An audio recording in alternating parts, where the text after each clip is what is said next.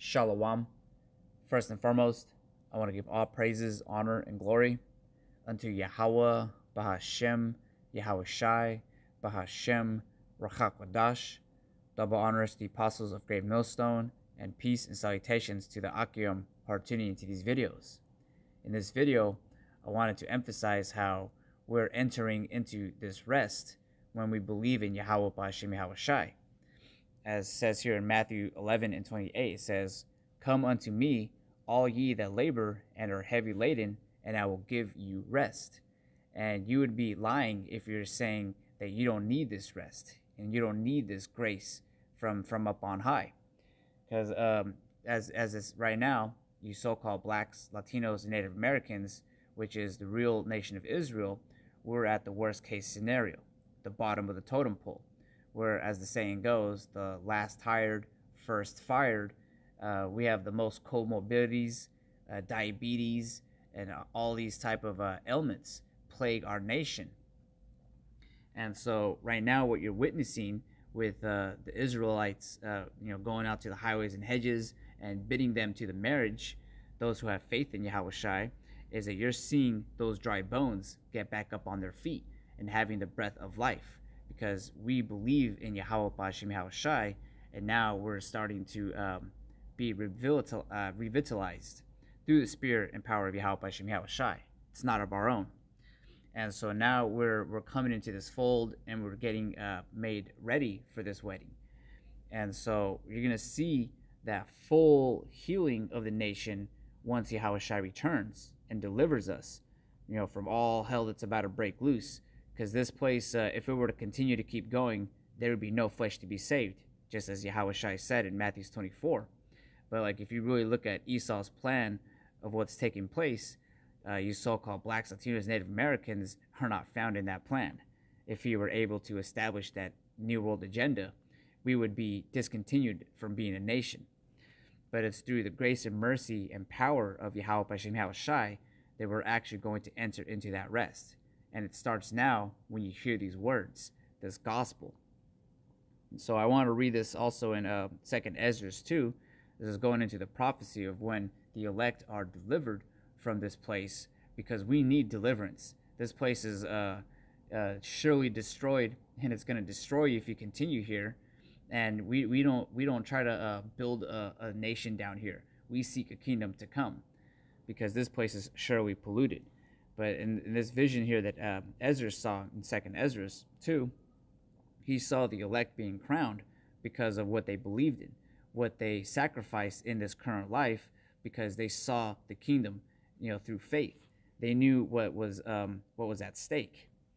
So this is in 2nd Ezra 2, and I'll start at verse 42. It says, "I, Ezra, saw upon the Mount Zion a great people whom I could not number, and they all praised the Lord with songs. And in the midst of them there was a young man of a high stature, taller than all the rest. And upon every one of their heads he set crowns, and was more exalted, which I marveled at greatly." And that's Yahawashi crowning the elect for all of the enduring that they have done, the trials and tribulations, and ultimately did not take that MOTB, because that was a commandment from Yahawashi, and his servants are going to obey. And so we're going to fulfill these commandments, and for that we're going to be received crowns. So continuing on, verse 43, "And in the midst of them there was a young man of high stature, taller than all the rest, and upon every one of their heads he set crowns, and was more exalted, which I marveled at greatly. So I asked the angel, and said, Sir, what are these? He answered and said unto me, These be they that have put off the mortal clothing, and put on the immortal, and have confessed the name of the Most High, Yahweh. Now are they crowned and receive palms." And so what we're doing right now, don't take it lightly. We're doing this because of that crown, and we're not letting no one take our crown, so long as we endure. We have put our hands on the plow, and we're not looking back, because we know what's at stake. You have to have this vision, in order for you to succeed, because if you didn't have this vision, you'd be lost. As the scripture says, without the vision, the people will perish. And then in verse 46, it says, "Then Said I unto the angel, what young person is it that crowneth them, and giveth them palms in their hands? So he answered and said unto me, it is the Son of the Most High Yahweh, whom they have confessed in the world. Then began I greatly to commend them, and stood so stiffly for the name of the Lord. And so right now, what we're doing right now is what the elect are doing in this vision. Is that because when we're out there on the highways and hedges, we're being defenders of the truth. We're proclaiming Yahweh B'Hashem Yahawashi and the prophecy of what's to happen to the nation of Israel, specifically to the remnant, the elect, who are standing stiffly for all the abominations that are happening down here. All this chaos and tumult, and no one wants to bat an eye to Esau, Edom, yet the elect, they have obtained this truth, and we're prophesying against Mount Seir, and we know what's at stake, because we know that through the prophecies, if Yahawashi weren't to come, we would be done away with as a nation. And so it's Tawada to Yahweh B'Hashem Yahawashi for revealing this prophecy to us, so that we have vision, so that we can endure through this situation where everything seems where it's at loss, like it's no chance of winning. And in verse 48 says, then the angel said unto me, go thy way and tell my people what manner of things and how great wonders of the Lord thy power thou hast seen. And so that's why we go out there and prophesy on the highways and hedges, to tell them about this gospel, this good news. We've become fishers of men, because we know when we're speaking through the spirit and power of Yahweh B'Hashem Yahawashi, Yahawashi is speaking through us, and his sheep will hear his voice, no matter wherever soever they were scattered. And we know that the ones who hear this voice have that understanding that this is not it. This is not our kingdom. This is not our rest. And we seek something to come. We ultimately want everything to be run in decency and order, in righteousness. And the only way that's going to take place is when Yahawashi returns and delivers the elect. So this is in Luke 9:62. It says, and Yahawashi said unto him, no man having put his hand to the plow and looking back is fit for the kingdom of the Most High. So that's why there's a sifting thing. When you hear this word, you have to obtain this word. You can't let it go. This is something that's not taken lightly, because if it wasn't for this, you'd be through. There'd be no hope in sight, because this place, like I said, surely polluted. This is no place to raise your kids. And I'm going to read this here in Isaiah 62, verse 6. Says, I have set watchmen upon thy walls, O Jerusalem, which shall never hold their peace day nor night. Ye that make mention of the Lord, keep not silence. Because we're fishing for the elect. Just as it says in the book of Revelation, the angels are holding back the winds of destruction until the elect have been sealed. And through the Spirit, we believe that the elect has been sealed, and we're just building up in our faith and getting ready for that wedding. And continuing on, verse 7, it says, and give him no rest till he establish and till he make Jerusalem a praise in the earth. Because at the end of the day, none of us want to see our people in this downtrodden state.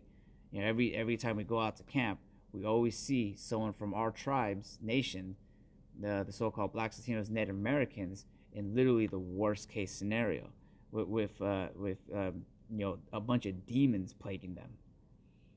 I can get technical, but we all know and understand it. We've all been through it. We all have loved ones who have fallen short in the glory of the Most High, as what our people are supposed to be. And so this is in Psalms 149, because when we are actually delivered and we're able to establish righteousness, and we have those crowns set on our heads, we're going to be able to sing upon our beds, because then and only then will it be rest for the nation of Israel. So this is in Psalms 149, verse 1. It says, praise ye the Lord Yahweh B'Hashem Yahawashi, sing unto the Lord a new song, and his praise in the congregation of saints. Let Israel rejoice in him that made him. Let the children of Zion be joyful in the King. Let them praise his name in the dance. Let them sing praises unto him with the timbrel and harp. For the Lord taketh pleasure in his people. He will beautify the meek with salvation. Let the saints be joyful in glory. Let them sing aloud upon their beds. And this is a psalm that we're going to sing when we're in the kingdom. Every day when we wake up, it's going to be a beautiful day, because righteousness is going to be the status. It's going to be the standard. and the nation of Israel, being God's chosen people, are actually going to benefit with that status and title. We're going to be connected with the Heavenly Father. We're going to be walking in the same ordinances, and we're going to come with all those blessings also. So there's going to be a reason to sing when we're in the kingdom, because that's going to be what was supposed to be given to us in the first place. And I wanted to go read this in verse 5 again. It says, "Let the saints be joyful in glory. Let them sing aloud upon their beds," because that means you're at rest. You're in your kingdom. You're in where you have set your home at. And in the kingdom, that's where we seek. We seek a kingdom to come. This place right here, we're just transitories. We're just people, going throughout this place, seeing how Esau Edom runs the world, so that we know how not to rule the world. And verse 7, it says to execute. Verse 6, it says, "Let the high praises of the Most High be in their mouth, and a two-edged sword in their hand, to execute vengeance upon the heathen and punishment upon the people, to bind their kings with chains and their nobles with fetters of iron, to execute upon them the judgment written, this honor have all his saints, praise ye the Lord." And this is going to be a song, one of the first songs I believe that we're going to sing once we're delivered, we get crowned, and we start coming down here to actually put the rest of these people in chattel slavery. Because only then, when we have Esau in chains, will we be happy. There's no type of benefit that Esau can give us, or how you say that, the money where he's trying to reimburse for slavery. If he gives it to us, whatever. But at the end of the day, the only thing that he could do to repay that is actually be put in chattel slavery. Render unto them double. So everything that he's done unto us, we're not going to be happy until we're able to do it unto you double. That includes everything, Esau, Edom. And so I'm going to finish this off in Malachi 4, and I'll start at verse 1. It says, "For behold, the day cometh that shall burn as an oven, and all the proud, yea, and all the wicked, and all that do wickedly shall be stubble. And the day that cometh shall burn them up, saith the Lord of hosts, and it shall leave them neither root nor branch." Speaking about when this place is utterly destroyed, just as Sodom and Gomorrah was destroyed. The same way, it's going to go out with a bang. And in verse 2 it says, "But unto you that fear my name shall the Son of Righteousness arise, with healing in his wings." And so this message is really directed to the elect, the remnant who have obtained this wisdom, knowledge, understanding. This is a letter, an epistle to those who are scattered abroad, who have faith. It says, "But unto you that fear my name shall the Son of Righteousness arise, with healing in his wings." So when Yahawashi returns, he's going to have healing in his wings. Because at that moment when we're delivered, that's when this hell, this captivity, this curse is finally over. And continuing on, it says, "And ye shall go forth and grow up as calves of the stall. And ye shall tread down the wicked, for they shall be ashes under the soles of your feet, in the day that I shall do this, saith the Lord of hosts." So this is what we're looking for. This is where we're seeking for, this rest that the scriptures is describing. We're not seeking anything else. We want what the scriptures want, which is Yahawashi to return to heal the nation of Israel, only the nation of Israel, and to allow us to tread upon the wicked.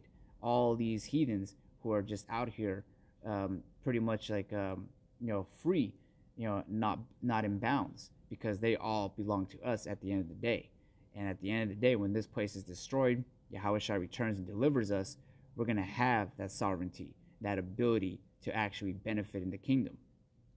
So with that, I want to give all praises, honor to Yahweh, Bahashem Yahawashi, Bahashem Rachak Wadash, Shalom Akim.